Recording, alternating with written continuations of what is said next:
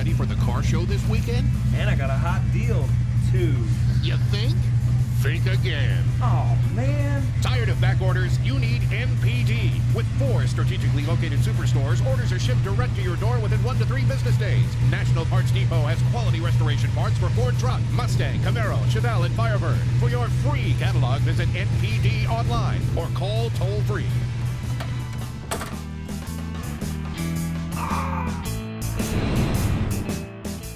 Man, the phone is busy today.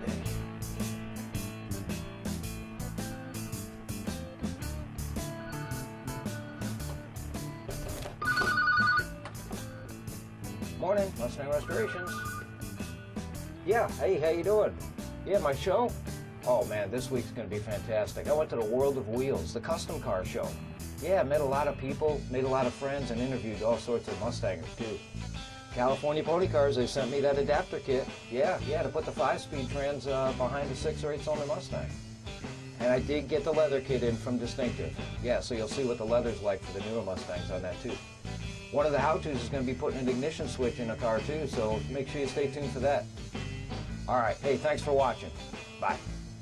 Man, it's going to be a busy day today.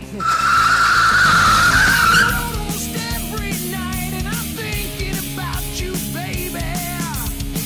The crowded streets and the neon lights, it sometimes drive me crazy. So far from home and a bit to be tight, stop trying to reach you on another line. A stupid lyric from a cover song's been rolling through my head all afternoon long. It's driving me crazy. Ooh, I wanna run away.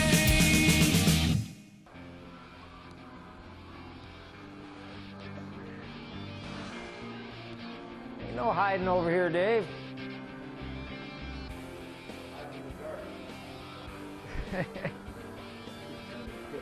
I appreciate you hanging in there. I know you've been having a pretty bad week with your cold and everything, so. Yeah, all right. Yeah, well, he knows a lot of all the stuff we need around here. If there's something we need, you just ask him, he'll tell you. Yes, he does. All right, well, thanks, Dave. Keep up the good work. This has been a pretty easy winter here in Chicago. I mean, nothing compared to the blizzard we had last year. It's made things a little easier for us here. The temperature has been going up and down. That's been a little bit tough, but we got a lot of projects going, and for the most part, things are moving along pretty smooth.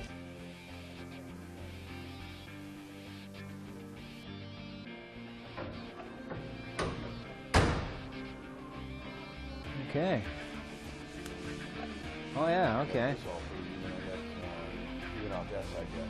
Right. Okay. Making the pieces to the puzzle, I see. Yeah, no, this should look good. I love the back ends of these Shelbys. I actually like the tail light now. Mm-hmm. Yeah, that's that new metal taillight panel that's from Scott Drake. Yeah. Yeah. That worked out real good. It bolted in real nice.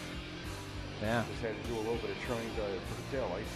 Right. Make sure they both fit. But We don't have to worry about any fiberglass cracking on it, too. no, they gave plenty of sheet metal. Mm-hmm. All right. We'll check you later.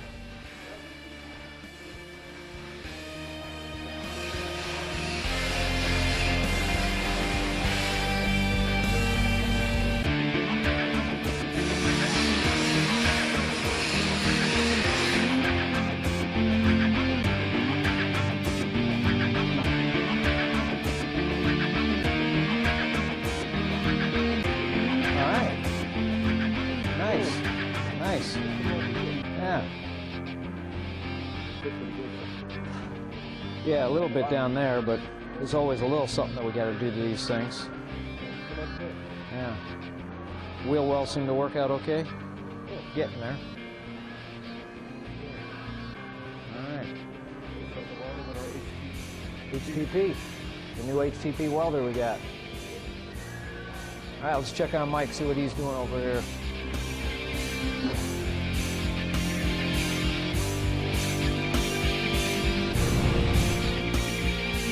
You know, the cool thing about the age we live in today is that there's so many companies out there that have tooled up to adapt newer things and newer options to go on older cars. Point being, an old Mustang, or an old Cuda, or an old Camaro. There's companies out there that make disc brake setups, power steering, rack and pinion setups. They make 5-speed conversion kits, all sorts of stuff. A company called California Pony Cars has come up with an adapter kit so you can put a 5-speed, a newer 5-speed transmission in an older Mustang. It was founded by a guy named Ray Harrington. Now, Ray just recently passed away, and you guys over at California Pony Cars have my condolences. Ray was a great guy. His tooling was phenomenal, and the things that he brought to the Mustang and classic car community was just the best that could be out there. And because of him, their quality is second to none. But what they did send me was this adapter that you could put on the bell housing of an older 3-speed transmission in a 6-cylinder or 8-cylinder Mustang, and then put a 5-speed transmission behind it. Let me show you how that works. Basically, what you're going to take is your bell housing that you have, and you're going to dismantle the transmission from it. Well, this new adapter that they came up with just indexes right on top of the original bell housing. They give you a nice bolt kit with it, so you don't have to like fumble around for bolts. And the thing I've always liked about California Pony Cars is their instruction sheet. I tell you what, it's second to none. It spells out how to do it, and there's nothing worse than opening up something and you just can't figure out how to do it. They have a great instruction sheet.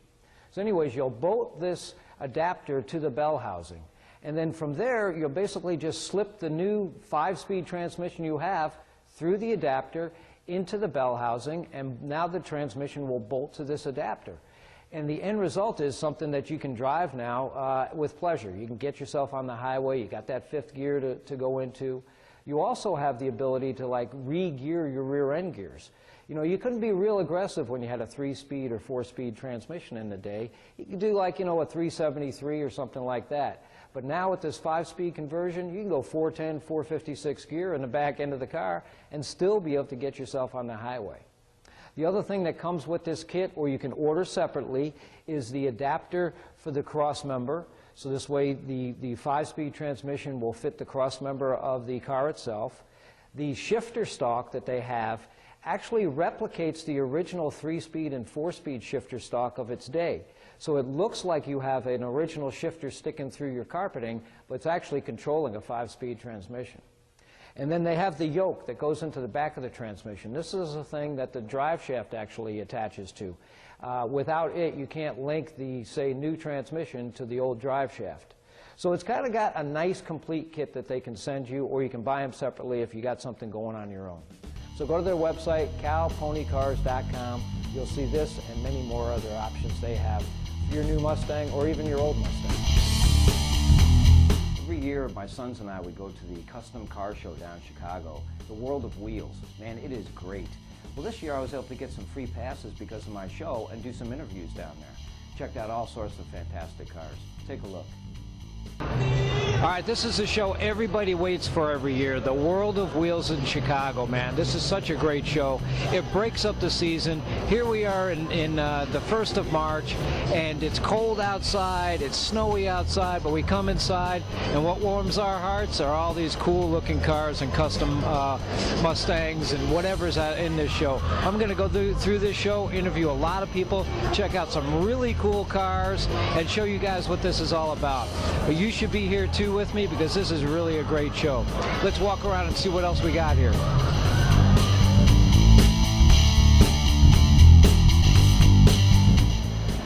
All right, I'm with Dan here. He's got this late model. I shouldn't say late model anymore. It's a Fox body. I tell you what, like I was saying before, these Fox bodies, they go so fast. Who doesn't like a Fox body? This thing looks like it's going to tear up the road in no time at all come springtime. Dan, fill me in on this car. What do you got going here, buddy? It's a 1992 Fox GT, and I've had it for probably 14 years, and it was my daily driver downtown Chicago. So started modifying it and changing it. Eventually it got too nice, so I parked it in the garage and got my wife a new car and took her old car. So I don't blame you. Fill me in. What the heck is going on back here? What are these things? Back here is the Nitrous System. So the tank on the left is the primary tank, and I used to have both tanks behind the seats in the front, and it was hard getting them out all the time. So I had a buddy that worked in a machine shop who made the brackets for me, so I could put the primary tank on the left side and the secondary tank on the right side, so if I go out on the weekend and had a little fun with it, I wouldn't have to go back to the shop all the time to get the bottles. That is so cool. What kind of quarter-mile times you running with this thing? 10.2. You run 10 seconds with this thing? Yes, sir. Good for you, man. Thanks. Great looking car. I was really impressed with it. Thanks for the interview, Dan. All right, thank you, sir. Take care. All right, I'm here with Ralph. He's got a fantastic looking GTO, man. I'm walking down the aisles. I see this GTO. I had to stop and look at it. Ralph's standing near the car. Ralph, can you tell me a little bit about your baby you got here? Okay, this recently came out of the restoration shops for Run Right Classics. It's original factory paint, burgundy metallic. The engine's been rebuilt. If you'll notice that we've molded the tachometer into the hood. I like that. I saw that. That is so fantastic. We molded the hood scoops. The stripe is unique. That was painted in there and not put on with tape. And if you look down at the front fender, you'll find a real rare option here. Those are running lights that were in '69. Most people missed it on the build sheet. They didn't check it, so they never got it. But that one's got it. The wheels are 15 those are like a Hurst wheel. I've seen those, but those are real rare, aren't they? Well, they're not real rare, but that's a new wheel coming out from Krager. That's a Krager wheel with Hurst center caps on it. You can buy those from, I should give a plug, Performance Years. Yeah, that's fine. And so how long have you had this car? I've had the car for about 6 years, but the restoration took about 7 months. Okay, well, it looks like it was worth every penny, though, you spent on it and the time it was away, right? Absolutely. It was worth every dime. All right, thanks for the conversation, Ralph. It's nice meeting you, sir. Thank you. All right.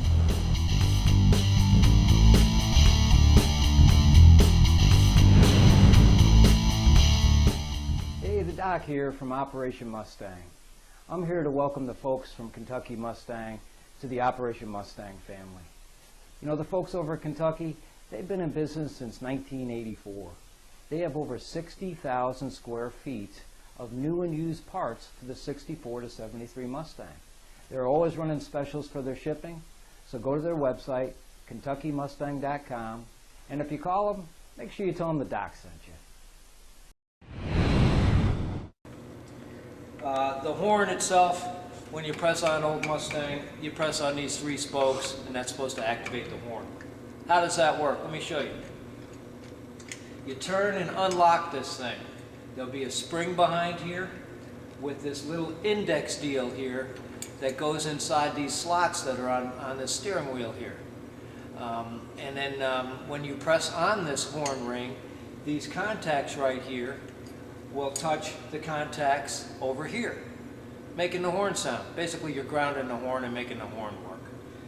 But anyways, a common issue is that this little plastic deal here, either one of these ears breaks off or it gets worn to the point where it doesn't function real well. I'm going to show you today how to replace this thing. Come on over here, let me check it out with you. Here's the new one. Obviously, that's the old one. Real simple idea here. Just take the Phillips screwdriver, take the 3 Phillips screws out, lift it straight out of there because you don't want this little contact pad to move. Take the 3 screws out, place the new index in where it should be, and then put your Phillips screws in place.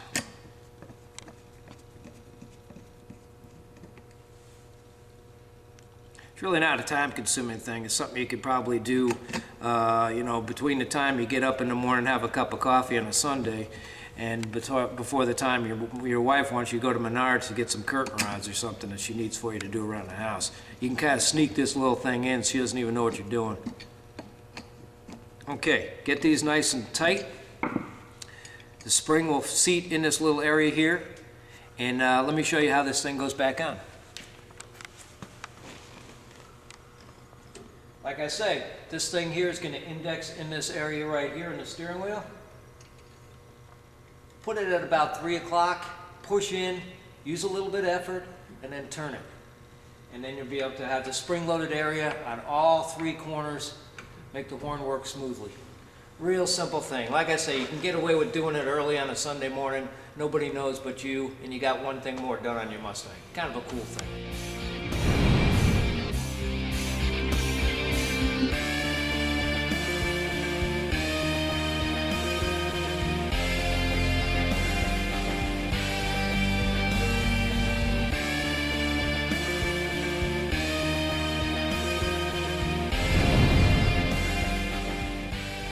You know, back when these old Mustangs and Corvettes and Camaros and Cudas were new, they had these lame tires that people used for rear-wheel drive cars.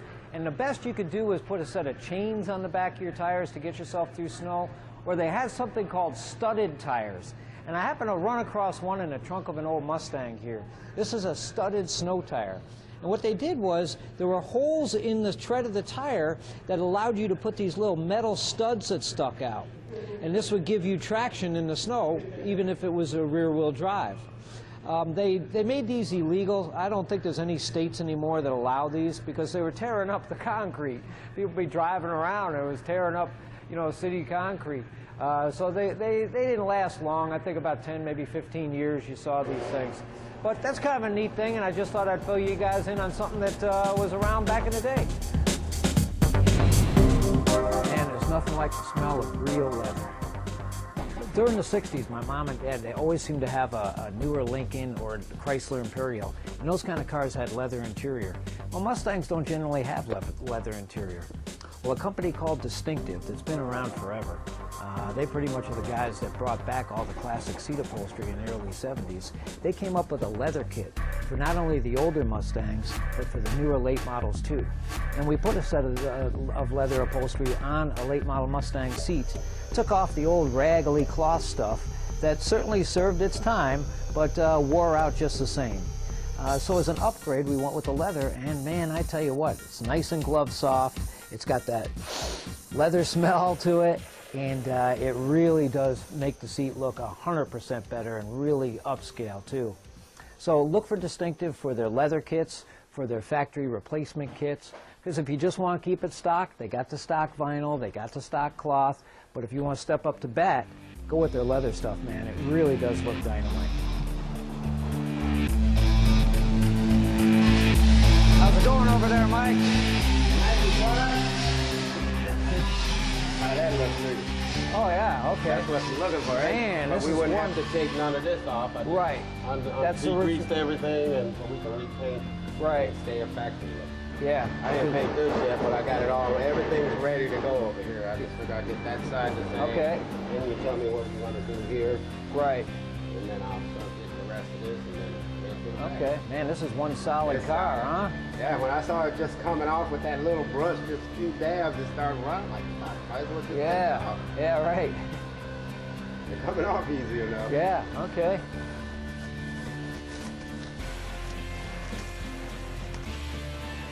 Yeah, this is one clean car, man. This is gonna look dynamite when it's done. Cool, I just love doing these when they're clean like that. Well, when they're full boat restorations, I love those too, but once in a while it's kind of nice seeing the ones that are original. Yeah, original floors, original torque boxes, original shock towers. This is that one that's got that big motor in it though. That's the only thing that's not original on this thing. Yeah. It's got that like 600 horsepower FE motor in it. Yeah. All right, cool.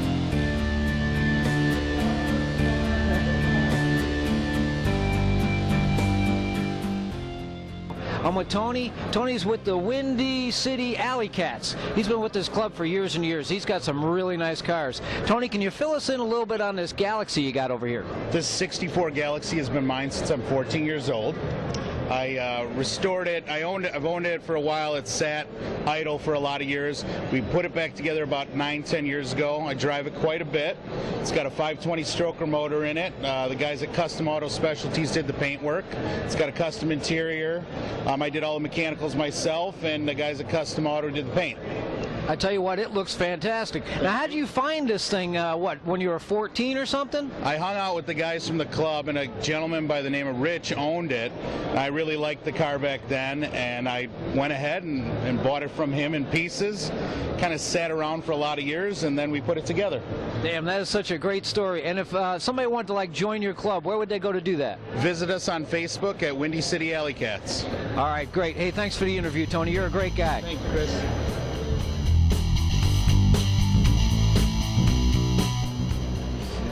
I found Dan here, and he's got a 69. It's a 69, correct? 69. 69 Shelby GT500. Now, I don't know anybody that does not know the name Shelby nowadays. If they must be in a cave if they haven't heard that name. And Shelby's been around since the 60s doing his own specialty cars. This guy Dan has got one that's pretty valuable. I would imagine this thing's got to be worth, what, $1.50, maybe $200,000 at the very least. I tell you, at the right auction, this thing probably get more than that. But he's going to fill us in a little bit on what he's got going here. Dan, how long have you had this thing? I've had this car for about 7 years now. We started the restoration process right when we got it. It's been done for about 1.5 years, 2 years. And basically it was a nut and bolt restoration. We did quite a bit of research to put it back together the right way. Now, it looks like you've researched every little nut and bolt and everything. Now, who did this job here? Some big-time professional shop did this job, didn't they? Well, our shop did all of the restoration, and then we have a paint shop which does all of our paint for most of the cars you see in our club. Nice work, man. Nice work. I mean, give your painter, give your detailer a pat on the back. Give yourself a pat on the back. This is a beautiful car. Thank you. Thank you.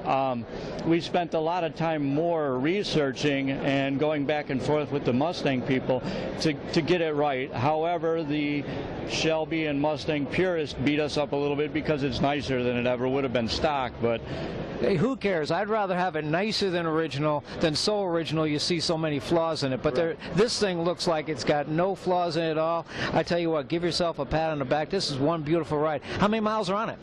It's got 79,000 original miles on it. Now the car actually only has about 150 miles on it since it's been restored. So I guess you could call it a trailer queen, but you don't want to damage it after you do all this. I get you. Now, Midwestern car, where'd you find it? This car, actually, I bought it out of Missouri. It originally came out of New York. I did the research on the car, but I could never find the original owner. But I did talk to the people at the dealer who sold it. The gentleman actually still owned another car dealer, and he remembered selling the car, but they didn't have a record on who actually bought it. So it's back in the Shelby registry now, or the new registry coming out. Sure. And, you know, as the restoration done by us and Custom Auto Specialty as well. And, you know, we just enjoy showing it now. It looks beautiful. It looks beautiful. You know what these older cars could use? They could use like a black box to play back so we could see where the heck these cars have been. Of course, we might not want to know where these cars have been with playing that black box back. Well, thanks for the interview, Dan. You got yourself one heck of a beautiful car here, and I enjoyed the interview. Thank you, sir. Nice meeting you. Have a good day. Yeah.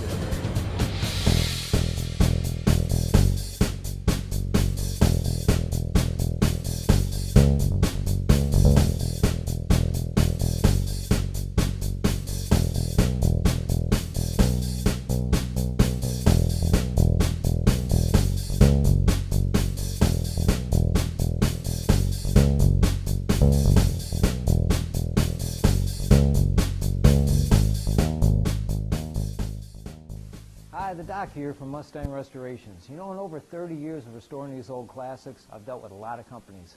And Dallas Mustang has been with me since the 1980s. If you go to their website, dallasmustang.com, you'll see parts for the 64 to 73 car, the Fox body car, and of course all that late model stuff that's out there. And for you guys that have a late model Chevy or Dodge sitting next to your pony in the garage, they got stuff for that too. Their phone number, 1-800-MUSTANG. How cool is that? And if you give them a call, make sure you tell them that the Doc sent you. I've been getting a lot of requests lately on, you know, how do I secure my Mustang? I take it someplace and I'm afraid somebody's going to steal it. or get under my hood or something of that nature. And I got a couple of things that I've learned over the years. And a real quick way to disable the car is to, just with your fingers, just take these clips and unhook them from the cap, lift the cap up, and what you'll find is this thing here, which is the rotor. The current goes in through the top of the rotor, flows through this side little metal tab here, and then gets directed to each one of these little metal tabs and out towards your spark plugs. Well, if you lift this thing up and take it with you, stick it in your pocket, put the cap back on, well, somebody can try all they want to steal your car, and without this rotor, it isn't going anywhere. So unless your thief that's trying to take your car happens to have a rotor for a 65 to 74 Mustang or a Ford, they're not taking the thing. There's no way the thing's going to start without this, and you didn't need any tools to do it. It just took, what, 2 seconds to go under your hood and do that. Then when you get back, you lift your hood up, you lift your distributor cap out of the way, and inside this rotor is a little index inside there that'll index with a little slot right here. Just place it down in there and turn it until it falls into place. Take your cap, put your cap back on. There's another little index here where the cap will go on, and then just flip the clips up and just snap them into place. One there and one on this side here. And it just snaps right in nicely. And just drive away. That's it. Shut your hood and drive away. So you've pretty much prevented your car from being gone in 60 seconds.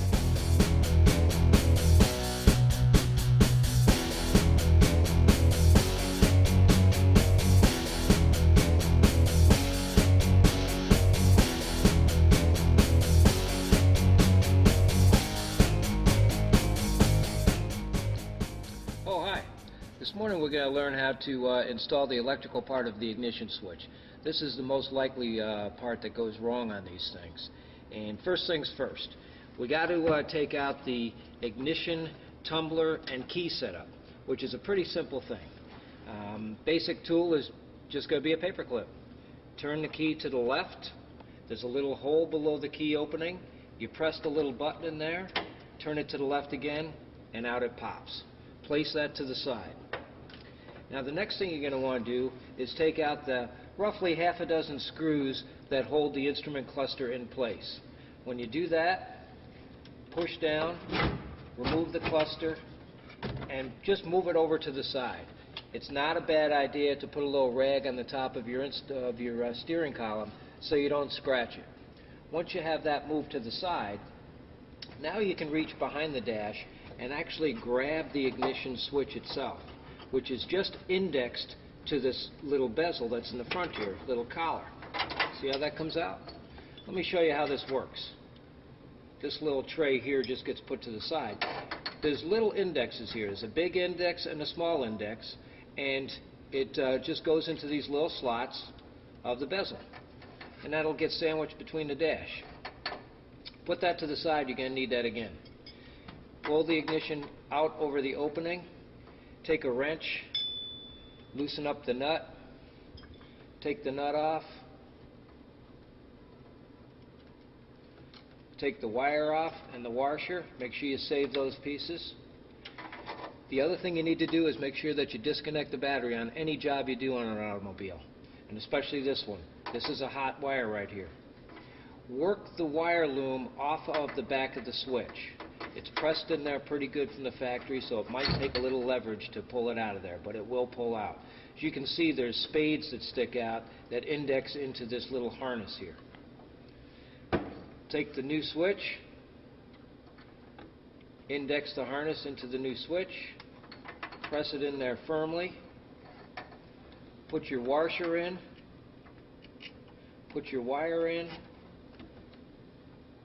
screw the nut into place. Tighten the nut with a wrench. Don't make it overly tight. Just make it snug because it's going up against a rubber surface. So just make it snug. That's about all you need to do. Take the collar off of your old switch and put it on the little indexes of the new switch. Put that behind the dash. The little ignition bezel says off. Obviously that's in the up position. And then just reach behind the dash and push it into place and find the indexes. Voila. Key and tumblers. Push that in, turn it, and it works both ways. That's basically it as far as putting in one of these ignition switches. It's not a terribly difficult task. As you can see, it only took a couple of tools to do. But the number one thing is to be careful and make sure you disconnect the battery.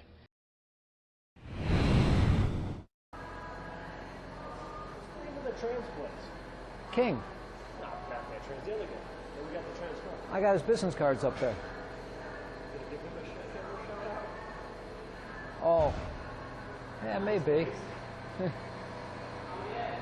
Yeah. Check it out. This weather strip is supposed to go around here, right?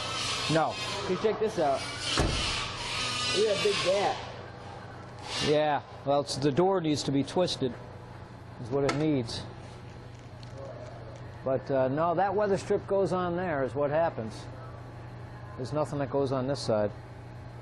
Because you can see this weather strip shot. Yeah, well, we got new ones of those. Video, yeah, we got new ones of those. Late model restoration sent us all sorts of stuff for the Fox body cars. I'm gonna go. Okay. I see it at the house. All right, no speeding in that thing. 100 what? Yeah, no.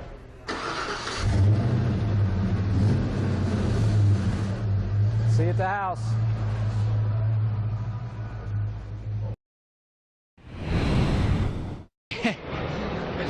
I'm at the 2012 World of Wheels here with Phil. Phil's got a fantastic looking car here, man. I mean, it drew a whole crowd. I had to stand in line to talk to this guy here, man. Phil, can you fill me in a little bit on this Mustang you got here? Sure. It's a 2006 Mustang GT. Started off just as a basic yellow, and kind of took on a life of its own when I got the P51 license plates. And started with the stripes, and it's named after my daughter Allison Marie. Okay. Just some of the details. The flags were representation of like World War II fighter planes, what they shot down. So they're all imported, cars. So I'm assuming this is something you probably trailer back and forth to most of these shows? No, I've got 13,000 miles on it, so wow, good for you. I actually drive it, so I did trailer it here, but it's because of the weather. Sure, yeah, it is pretty rough. So did you buy this thing new, or what's going on? Bought it new in September of '05, so it's been. And you've been cleaning up at the car shows, haven't you? I have. Yeah.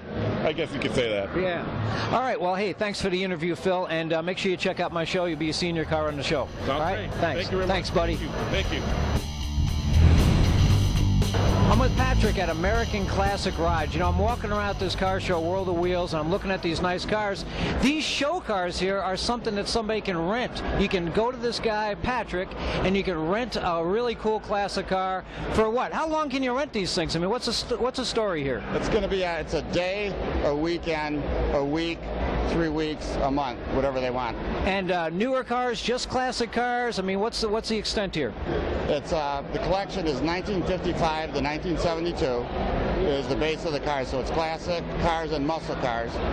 I go pre-war on things that I like a 40 Packard, a 36 Buick, so I will go pre-war, and then I'll break the 72 if it's a car that we like a lot, like a 2006 Celine or a 2002 Viper.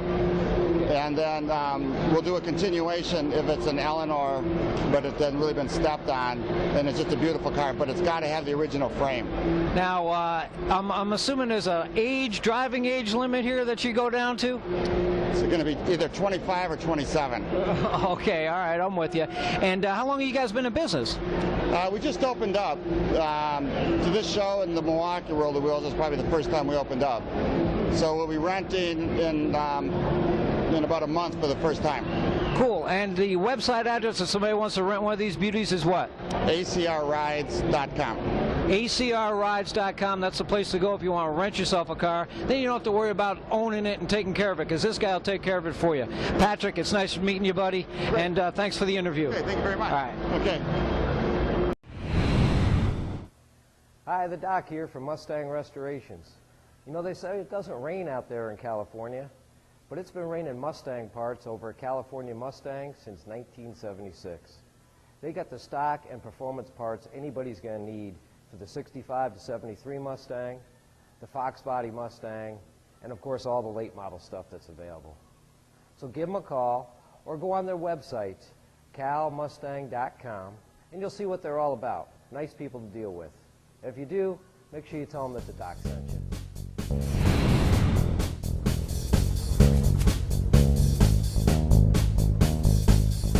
Well, this one's going to need a little bit of work. Hey, thanks for watching this week's episode of Operation Mustangs and More. Make sure to go on the website to help out the wounded veterans, the Mustang Dream Giveaway. Go to winthemustangs.com. Really help those guys out. Hey, there's a new Mustang magazine out on the market now called Fox Mustang Magazine. Who doesn't like the Fox Mustangs, man? They were popular back then, and they're still popular now. Check it out. It's on the newsstands. And stay tuned for next week's show. And until then, remember, this doctor, the Doctor of Restoration, I'm always in. See you next time.